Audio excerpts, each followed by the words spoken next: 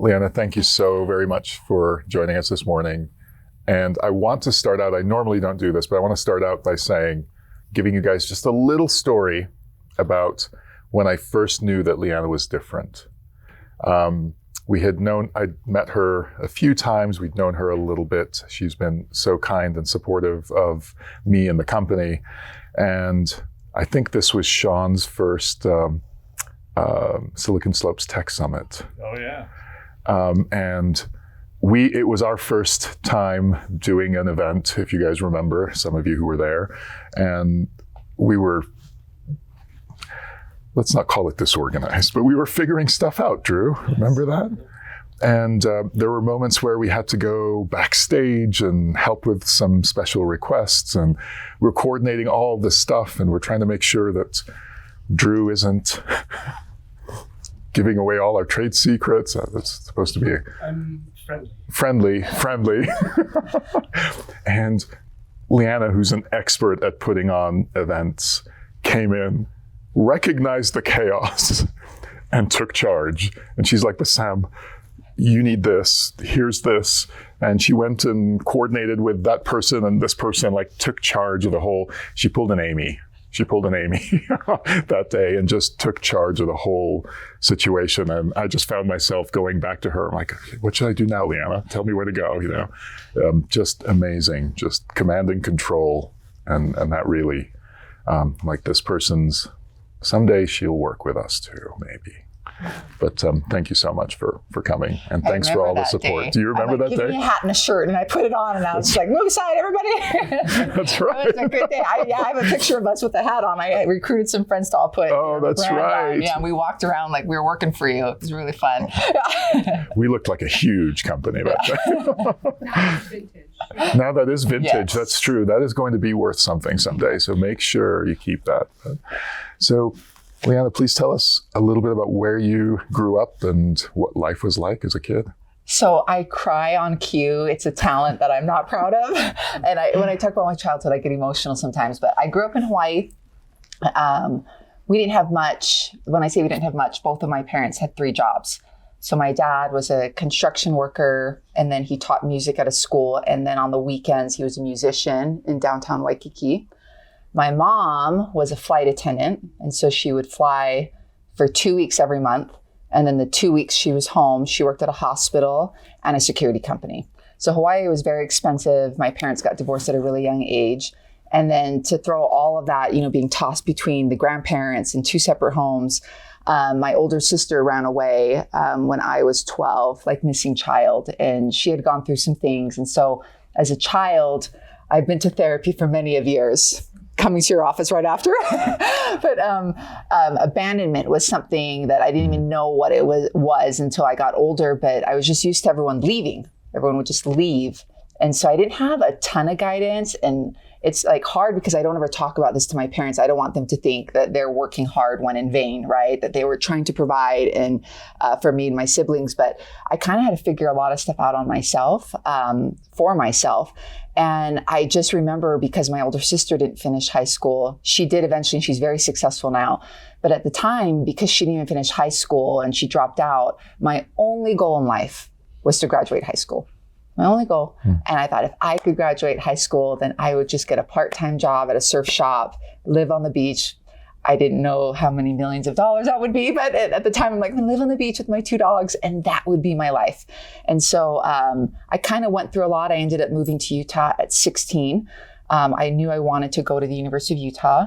And because my family we were on welfare, we just had nothing. I was like, well, the tuition is double if I go out of state. So if I move there, then I become a resident. So I actually moved to Utah when I was 16 and went to Viewmont High in Bountiful. Someone's from Bountiful. Yes. So I went to Viewmont High, graduated so I could get in-state tuition. So kind of hustled at a young age to make sure, because I knew it's not that my parents, they took care of us and they're good parents. It's just they did the best they could at the time with what they had. So. Lianna, given the circumstances now, you look back at them as an adult, did you feel like you were living a different life than anyone else? Did it feel normal? It's like everyone else's. I always say I had the best childhood in the world. And then as I became a parent, and I'm a parent now, I was telling Bassam, I've been texting, my daughter is an equestrian rider. She has a race in a few hours. And I don't miss anything of my kids. I pick them up every morning, or I drop them off to school. I pick them up. And so as a parent now, I look back and I almost have a lot of empathy for my parents, because I think as a mom, I would feel guilt. Now, I'm not my mom. She's very sassy. She's confident. But I look back and I would never trade it. And part of my qualities as a person, as a human, I think was groomed from that. You know, as we go on, I'm a single mom of 2 kids. I was working full time on 4 boards, going through divorce, and doing a master's degree in Boston at Harvard at the same time. And people are like, how do you do it? How do you do it? And I'm like, well, my mom was single with 4 kids and 3 jobs, and I'm a single mom with 2 kids and 1 job. Like, so in a weird way, I always feel like I was groomed to carry the weight that I can. So I wouldn't wish that upon anybody, but in a weird way, full circle, it's really kind of shaped me to who I am. What was it like leaving home and coming here as a 16-year-old, especially as an older person now? A 16-year-old is just a kid. What was that like? You know, I think I just like compartmentalize, which I hardly ever do. Everything touches everything in my brain. But for some reason, when I came to Viewmont, I think I was just so young. I'm like, the sky's the limit. The world is my oyster. And I was just so excited to get involved. I look back though, and I didn't have a lot of girlfriends. I don't know if it was because they were intimidated. This girl from Hawaii, I was this little surfer bunny that moved up here. I remember I took a shower one morning in December and went to school with my hair wet, and it froze because I didn't know that happens here.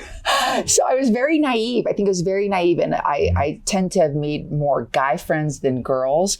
I think I was just so, I don't want to say shell shocked. I think I just didn't know what I didn't know. I look back now and I'm like, wow, like I didn't really get involved as much as I would have back home. I think I was a little bit like, the word I think of is shell shocked. When I came in, it was just, everything was new. I'd never seen snow before. I had never seen indoor high schools, because our high school was outdoors. Everything went outdoors. And I was like, this is like a jail. Like, I just remember going to high school and I'm like, everyone's entrapped in this place. So I look back and I think I kind of, compartmentalize would be the right word, certain things. But if I go back, I don't think it was my best experience of a senior year. But yeah, I went home immediately after. I mean, I graduated and got on a plane the next day. So I knew it was temporary. I kind of say it was my little sabbatical from Hawaii. I came to see snow and then I went home for a year, saved up for college, and then I moved back a year and a half later. And then as soon as I moved back up, it was school, I got married, and life just happens 100 miles an hour. Now, I think for anyone moving here that's not getting married or doesn't have family here, I would be a fish out of water for sure. But I did have family here that I moved in with, so that helped a lot. But had I not had that, I don't know if I would have lasted. So it sounds like somewhere in your teenage years, your aspirations went from having the lifestyle on the beach to something else, because obviously Utah doesn't have much beach. Yeah. Although the Jordanelle's not bad. Does that work? When did that happen and why did that happen? You know, so when I go home, people, they don't recognize me in the sense of I was total surf beach girl. Like I'd go to school, C's, get degrees. That was my motto. And then you go all the way fast forward and I'm working as a VP of an insurance company, a really big one. And I'm like, I never thought this would be my life. Like, I'm like, insurance, that's where I ended up. But I don't think I think my big thing in life, and I tell my kids this all the time and they're very young, is just make the best choice when the choices are in front of you, and don't be scared to take a risk. I think every decision I've made in my life at the time I thought was the best decision. And I saw that there was an opportunity, and so I took it. I don't know that I ever had like a journey or a roadmap of like where I wanted to be. Never. The Harvard story is a great story because it centers around Park City, but never in a million years that I think I would go there. It was just an event that happened and I met somebody and things. I was like, well, that would be kind of cool. And just one thing led to another. So I do think in the weird way, the universe has this gift that presents itself, and it's our job to decipher that gift and to take action on it. Because I think the small and simple things become the big things, right? Me going to this and talking to these alumni that went to Harvard completely changed my life. But had I not engaged with them and asked them those questions, I would have never gone, ever. So maybe does the same sort of theme apply to what you decided to do at the U, and you alluded to marriage at an early age. How did that happen? I could have a soap opera on that. I don't feel like I'm a dramatic person, but okay. So I moved up here. I knew I wanted to do marketing. So I worked at a surf shop on the North Shore and Baywatch. So this was before Jason Momoa was Aquaman. So Jason worked in the cove right next to where I work. So Baywatch, they were filming Baywatch Hawaii. So Jason would come into our surf shop. So this was right after I graduated Viewmont and I went home. And this guy came in, his name was Joey. And he's like, I just got back from Tahiti. And he was traveling with all these surfers. Remember, I wanted to be a pro surfer. So I'm like, what is it that you do? He goes, marketing. And I'm like, that's going to be my job. That's going to be my job. And I'm going to go to Tahiti and travel with Kelly Slater. And I'm going to get paid millions of dollars. And so when I moved back up here, I knew I wanted to do marketing. I just knew it. I just felt like it was my personality. I love that he got to visit people all over the world. I don't visit people all over the world. I have Utah, Idaho, and Colorado, but my aspirations one day are still there. So that's how I got into marketing. And I did get married at a young age. 19, I feel it was a culture thing here. So I was 19 and all my friends from Viewmont had been married. I started dating someone and I'm like, well, I do love him. So a year later we got married.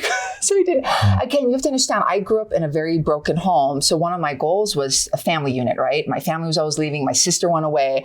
And so I'm like, all I craved was family. I craved support. That's all I wanted. Looking back, I have so many stories. Looking back, I don't regret. I've been married twice. I don't regret either of them because I have learned so much from that about relationships, forgiveness, betrayal, trust. I've learned so much that I wouldn't have got otherwise. But I think I go back to the core of why I did what I did. I think I was looking for support. Now that I'm older and I'm single, I have a boyfriend, but I'm technically single. There's support in so many ways. Your coworkers, your friends, your mentors. There's so many ways to get that. And I think sometimes at that young age, I was feeling maybe not successful because I didn't have a family unit to fall back on. And so I got married like that. And we were married 9 years. So it wasn't a quick marriage. We were married a long time. Well, not a long time, but 9 years. So. And so I'm knowing you now, I'm amazed at the story and how you ended up in marketing. You just seem so deliberate at everything. Joey, I got to find him with Billabong. Yeah, so it's kind of crazy. My life. Did you start out in marketing immediately after college? So I will tell you, my very first job in Utah was at a snowboarding. So like they put a girl in Hawaii at a snowboard shop. I'm like, I don't know what this equipment is. So they started me waxing and I tie shoes. I can really tie shoes really quickly. I'll show you later. But I did that in high school. And then I worked at IHOP as a server. And most people, I actually just drove my daughter there yesterday and showed her where mommy first worked in Utah. I loved waitressing. Sometimes I'm like, maybe I should just waitress once a week because I love people. I like what they're eating. I like talking. But I was at a very early age, again, marketing. I'm like, all right, if I can get 6 tables and I can turn them every hour, I'll make this much. I was making like $80 an hour at like 18 working at IHOP. So I think, again, going through school, I ended up working at Channel 7 PBS. So I would say my real first job was working for Sesame Street and doing their marketing. So I worked in marketing analytics and development. We traced everybody's viewership, what they're watching, and then what we went on air for sponsorships and stuff. And then from there, I went from TV to a cleanup company. Now one would say, why would you go from television to a disaster company cleaning up mold, fire, debris from floods, toilets, all the things. But again, it's opportunity. And I thought, man, this would really let me elevate. At PBS, it was very structured. I had to do things in this box a certain way. It was corporate from back east. But this disaster company was located here in Utah. They're a private entity. And I had the ability to build, even though the product wasn't very sexy. But I ended up working with all the fire departments, landing this huge state contract that was worth millions. And then from there, I went to a workers' compensation carrier. And Buckner, where I'm at now, was a client to Utah Disaster Cleanup and to UBIC. So the stars kind of aligned. Again, I haven't applied for a job since I was 19 and I'm almost 40. So every job that I've gotten, don't get any ideas, stay here. But like every job I've gotten was from a client. That I met. And so just kind of evolved. I hate to hit on this again, but it's not you seem so deliberate on day-to-day things. And I'm trying to reconcile that with your sort of opportunistic, it just happened. Do you believe in that? Do you believe in sort of letting things happen and just choosing the best options? Oh no, I hustle. I hustle. I'll if I can tell you the Harvard story, is that okay? Yeah, please. Okay. So a girlfriend of mine was getting married and she did her bachelorette. The restaurant's no longer there. It was called Silver something, but they have a restaurant below and then a little like nightclub on top. So we were staying at the St. Regis. That's kind of like we are here. Yeah. A restaurant below. Yes. This is a nightclub. Yes. Very. So I had gone to this bachelorette party. Well, after dinner, we went upstairs and it was our group of girls. And then this group of guys came. And I knew they weren't from Utah because I'm not from Utah. And I can just, I was like, hey, they're here visiting. But there was this guy who later I found out was Pete. And I would die if he saw this because he's very successful and amazing.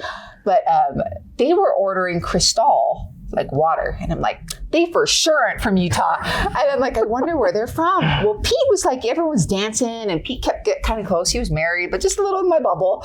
And so I in my mind, I was thinking, this is Creepy Pete. That's what I named him because I had asked him his name. So I'm like, Creepy Pete. And so we got talking and I said, well, where are you guys from? Where are you guys from? You're not from here. And he's like, I'm from San Francisco. Mark's from Chicago. He's from San Francisco. So none of them were from the same state, kind of like this room. No one was from the same state. I'm like, well, what are you guys doing in Utah and how do you know each other? And he's like, oh, we all went to Harvard together. I'm like, Creepy Pete, come closer. I want to hear everything. And so at the end of the night, they were a little tipsy and they're like, yeah, we rented a house on this hill. Come over. I'm like, we're not going over there. This is a very bad situation. And the next thing I know, I got two of them in the back of my car because I was designated driver. And we ended up putting them in the car. And we went up to this house and they had this really large house and they had, pool tables and foosball. And I went and had group therapy with three of them. What did it take to get into Harvard? When did you apply? Did you get rejected? What kind of coaching did you do? And when we left that house up past Main Street, we got back to the St. Regis at 3 a.m. And that is the day I applied to Harvard, 3 a.m. the next morning. Because I said, if Creepy Pete can get in, I can get in. and that's a whole nother thing. But again, going opportunity, I think too, you don't know the talent, right? All of us come back with experiences and life lessons, different culture practices that we have. And you just never know kind of what that's their secret sauce that could help you. And so again, I don't know that the universe dropped Creepy Pete into my life for a reason, but, and by the way, he was like Ivy League squash ball. I Googled him and he's like squash ball national champion. You Googled Creepy Pete. Creepy Pete. I'm like, Pete, I'm gonna find you. He's in gas and oil in San Francisco. But that changed my life. And I actually kept in contact with most of them. One of them was chief of staff for a senator in DC, and they all did their undergrad at Harvard and then went on to do their master's at other Ivy Leagues. But again, I could have just hung out, not said anything, blown it off, but I made a conversation, made a relationship, made a connection. And I didn't get into Harvard my first time. I got in on my third time. They only allow you 3 times. And so it was the third time that I got in. But again, Park City and Creepy Pete. Yes. Chris, I'm thinking the title for this is very obvious. Make a friend, find a Pete. Yeah. Find your Creepy Pete. What... now as an old, almost 40-year-old, your baby, what lessons did you learn in your 20s? Oh, I always tell my kids, never give up. And that sounds so cliche, never give up. But I look back at, my sister running away and I'm like, okay, my parents aren't here. Just go to school tomorrow. Go to math class tomorrow. I was just always in this mentality of just don't give up. Just don't give up. Just keep trying. And I think in my 20s as well, with jobs and trying to know what direction to take, what, degree, it took me, I was 27 when I got my undergraduate degree. So don't let me fool you. It wasn't like I went through in 4 years and got it done. Mind you, I started my senior year of high school a year earlier than everybody else. I was 16 my senior year of high school. So I should have graduated, at like 21. But there's a lot of challenges that came. I had heart surgery 5 months after getting married.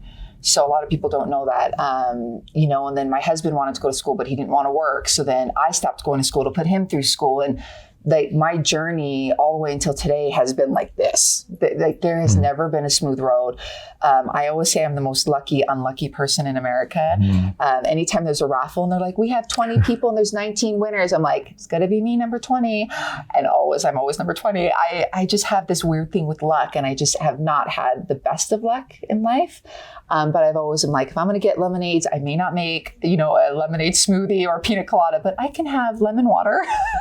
Like I've just been very, very okay with things not being the best, but making the best of wherever it is. So again, you hear all these people, my classmates, they're Harvard students, and it's like, oh yeah, my boss recommended me the program and I got in, and I'm like, oh, I met this guy and he was wasted, and and then I called him Creepy Pete, but then I tried and I didn't get in, and I never giving up, I guess, has been always the motto. And when there's an opportunity, try, because I'd rather try and fail than not try at all. So again, my kids, never give up, never give up. Even if you fail, if you don't pass, you screw up a project, there's some sort of magic and learning in that has kind of stuck with me. And that's why I'm very optimistic. I'm like, well, it may not be this, but it's going to be something better. I've just always been really open that that things can turn out better than you expected. Lianna, it's tough to say we regret decisions. Most of us would say something like, I don't regret any decisions because I've learned from it. But is there a decision that you've made that stands out among the rest as something you would do differently? Oh, hundreds. But again, at the time, I thought it was the best decision. What should I share? There's so many. Do you want like job, personal, anything? If there's something that stood out to you as, I really wish I hadn't bought 1,000 NFTs last year. I'm kidding. I didn't put any money in NFTs, but is there something that stands out that was a lesson learned? Again, I go back because I have been married twice. My first marriage, I was with him for 9 years. We dated for a year, together 9. Then I was single and I met somebody and I had a kid out of wedlock. Now, I don't think that's wrong per se, but would I have chosen to do it differently? Yes.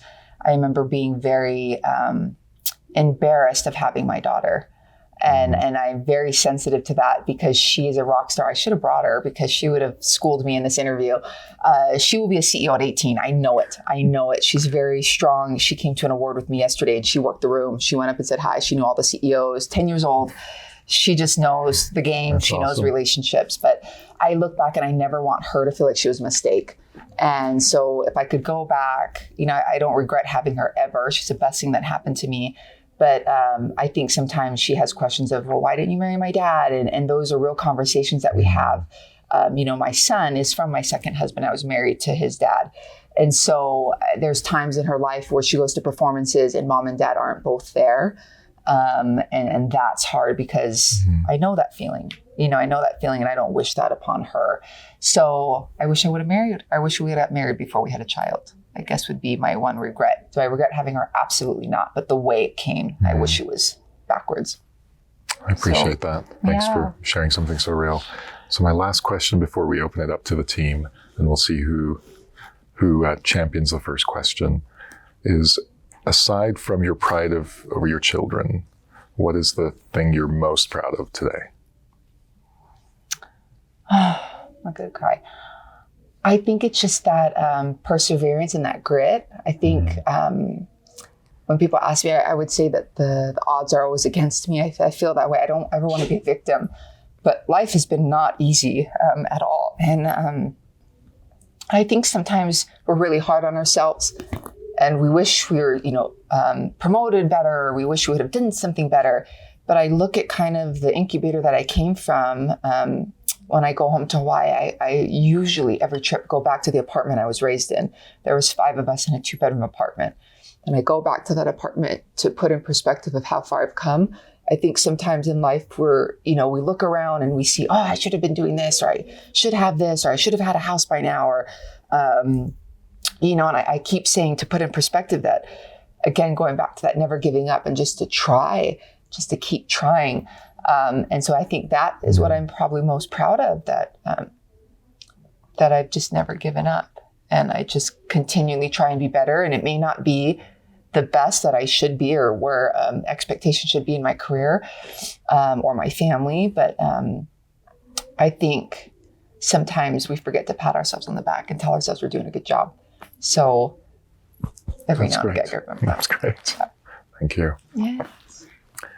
With that, we'll turn it to the team. That's going to be a hard one to ask now. No, I love questions. Ask me anything. I'll tell you all the things. Scott. You said you knew you wanted to go to the University of Utah and sort of came over here, but who did you stay with and what? Well, first of all, so too, why Utah, University of Utah, and then how did you stay here? So that's a good question. So my parents were divorced, and then my dad moved up here to put the tracks line in for the Olympics. So my dad was in construction. Hawaii was too expensive. He's like, I'm working 3 jobs and I just can't make it. So his brother was here. And his brother went to the U. So when I was in high school, and this is really funny because again, the choices you make, my uncle, so my side of the family is very poor, very humble beginnings, but my mom's side, they're very successful, all multimillionaires. My uncle was a senior vice president of a Clorox company. So CEO, and then my uncle Frank. And they actually wanted me to go to college in San Francisco near them and then maybe work for Clorox. And so one would think this kid, why wouldn't you go work for the SVP? Why wouldn't you get into Clorox? Fortune 500, they only hire from certain schools. But when I came to the U and got a tour of the business school, which is not what it is today, we had no lighting, no air condition, no heat. I mean, we were in a bunker when I went to school there. And there was just something about the school, and Taylor Randall had just become the dean. So me and Taylor Randall's now the president of the University of Utah.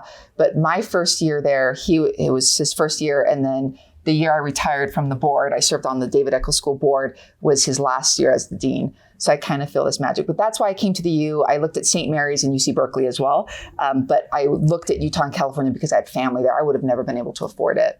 So that's why I picked the U. Yes. Go ahead. Here, how many people here have attended the U?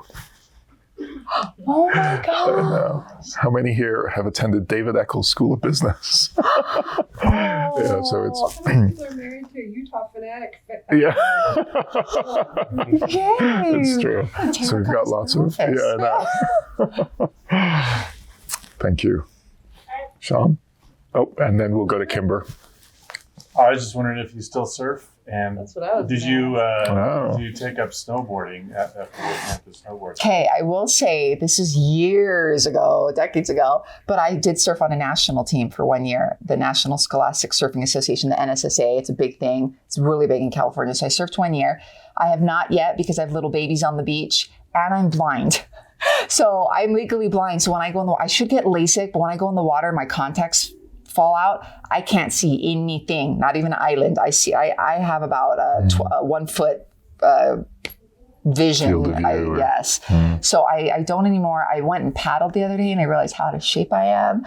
But once my kids are older, my daughter went surfing for her first time at 9. Once my son can, then I'll probably get back out there with them. Great. Yeah, leave it to Sean and Haley to ask that. Kimber. Well, I have 2 questions. The first question is, you said you stayed in touch with that group. Did you stay in touch with Creepy Pete, and does he know this story? That's question 1. And then question 2, what are your current projects and what are you currently doing that is exciting? Oh, all the things. So I haven't talked to Creepy Pete. So I told him I got accepted.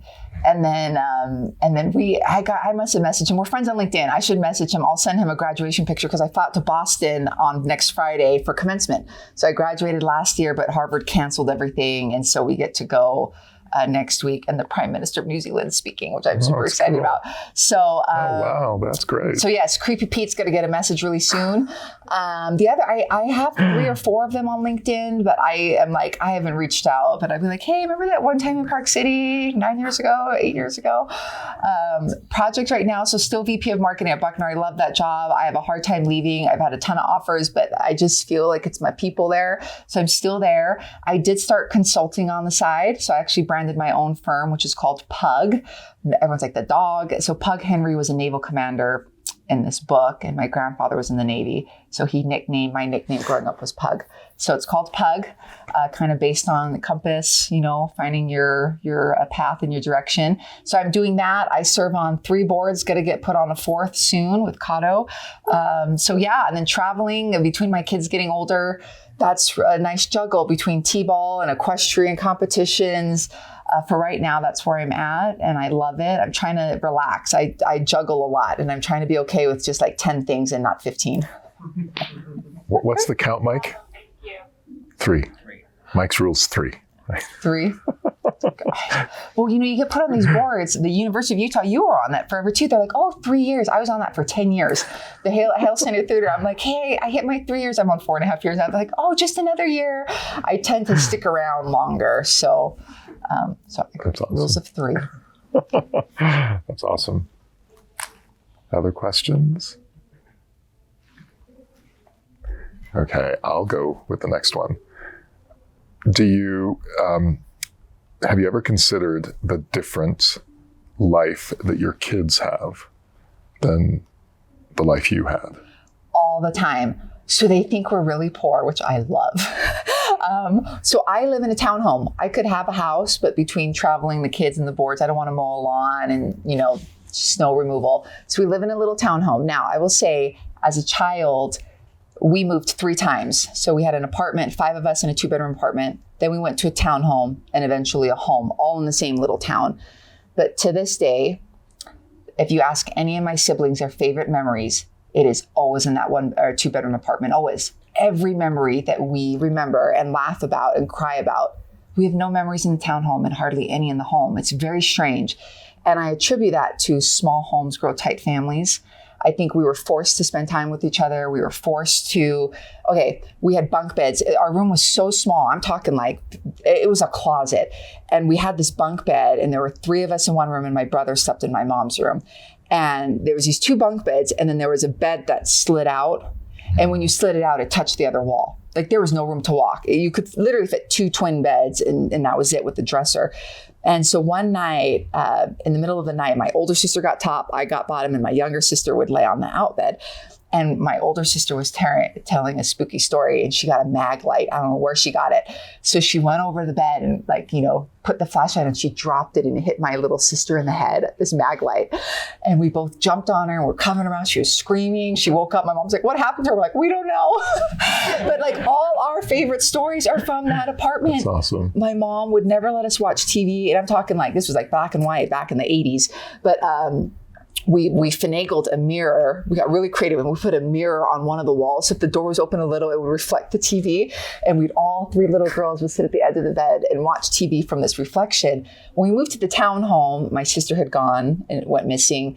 And then we all had our own rooms and we kind of segregated. And then by the time we got to a home, everybody just went to their own rooms. And so that apartment, there was something so special about it. And in a weird way, I want my kids to get that. So they share a room and they hate it and I love it. They're yelling at each other all night. I'm like, this is so great. They're learning how to problem solve. But they share and, and I force them to be together and I'm trying. My daughter's 10. It probably won't last in a year or 2. She'll be a monster in those teenage years. But I'm trying so hard to force them to build that bond that I built with my sisters at that very young age when we were in such close quarters. So my kids have a very privileged life. In fact, my daughter said she was crying the other day and she's like, I only have 1 horse. And I'm like, what? Because everyone she rides with has 2 or 3. And I'm like, Chloe. So in a weird way, there's balance. But I'm trying really hard. I want to instill in them to be humble, to be grateful, to be aware that other people, I've involved my kids in charity work. I do a lot with the Children's Burn Camp at the U. I've been a sponsor for 11 years. So I've watched kids that were burned at 3 years old, now in junior high. And my daughter has not missed 1 camp. So I have pictures of her in diapers at this camp with all these kids from all over the United States going through therapy in camp. And so I try and drag my kids along wherever I go so that they don't miss anything. But yeah, so it's very different, but the same. I also want them to see that a working mom's okay. I think some of my friends don't work and they stay home. I like to think I'm a little bit more patient with my kids because I'm not with them all day. But they're great and I love them. And again, they'll probably get their own rooms in a year or two, but until then, they're going to suffer and love each other. Said like a real mom. Yeah. Chris. First, when you started driving, did you ever find yourself driving on the wrong side of the road because you were watching TV in reverse? No. But you know what? Let me tell you something. It's interesting you bring that up. So my family was so poor that so driving in Hawaii was the age of 14. Oh my gosh. 14. So when I was going to school in like pretty much freshman year, everybody had cars and was driving and I wasn't. Because my family said, we don't want you to get your license and then expect to drive our car because we can't afford it. So my parents did not let me get a driver's license. So again, I came up to Utah. I had to have my grandmother or my dad drop me off to school every day. To a senior in high school, I was getting dropped off. I had never driven a car until my senior year. I went to driver's ed, never even been in like behind the driver's seat. And then I went back home. Didn't have a car because I was 17 after graduation and I caught the bus 35 minutes to work every day. I walked a mile to the bus, caught the bus 6 a.m. to go down to the North Shore work, catch the bus at 10 o'clock at night and come home. So when I got my driver's license, I actually caught the bus at 18 years old to the DMV in Davis County to get my driver's license because my parents wouldn't let me have one. So I would say I'm an extra good driver because I wanted it so much more than everybody else. And I had a wait of like, in my mind, 4 years longer than everybody else did. My real question was, do you ever see yourself back in Hawaii? No. Yeah. I say this. It's so expensive there. And I think my memory there is my parents always working. And I don't want to be that to my kids. I really want, life is so short. I think heart surgery was a big awakening for me. This was before I was a mother at 29. I had my surgery at 19. But I really kind of want to give my kids what I didn't have. Nothing against my parents, but I just, we go back. I'd love to have maybe a property and like Airbnb it out, but it's so expensive and country life's good for me. But I'm more of I've turned into a city person. When I vacation, I go to New York, I go to Chicago when I have time off. It's very strange. I don't go back. I go back to Hawaii at least once or twice a year, but I went to Chicago 8 times, New York 4. Like I love a city. So yes. Have you ever considered sales or has anyone All the time. My CEO, every time he's trying to get me into sales. Here's the thing. I don't like to ask anyone for anything. I like to give. I like to serve. So it's really good. I can get okay, real quick story. So we are going after an account. I'm not going to say who it is, but we're going after this account and our sales guy's like, we just can't get to them. We just can't get to them. And I'm like, so we had this event and I called the leader of this and he showed up with 10 of his executives. So I have a group picture because we take photos at our events. I have a group picture of me and these 10 executives and I'm like, I should be chief sales officer. But I couldn't, I don't close. I mean, it's not that I can't close. I'm really good and I can close deals, but I just love to serve people. And I think marketing, I like talking to people. What do you need? How can I help? And then my sales are my executors. But my CEO asks about once every year. Scott sees in you what everyone else sees in you, which is low energy. No. Just no charisma. Charisma whatsoever. Yeah. Poor Lianna, she struggles with that. Lianna, thank you so much for making the time to hang out with us this morning. That was great. I'm just a basket case most of the time. No, we're so grateful, and we're so grateful to share what we look like now versus when you first got to meet us, which is awesome. Kind of cool. I know, you're here at the beginning. That's where all the good stuff. This is the apartment story. This is the good stuff. We're in the nightclub over the restaurant, yes. And that's literally where we are. This used to be used to be a nightclub. This used to be a nightclub. That's what I'm referring to. Not anymore. Although we did talk about some disco balls in here, right? Yeah. Bridget, maybe? No. Well, thank you again. Thank Have a wonderful day. Thank you.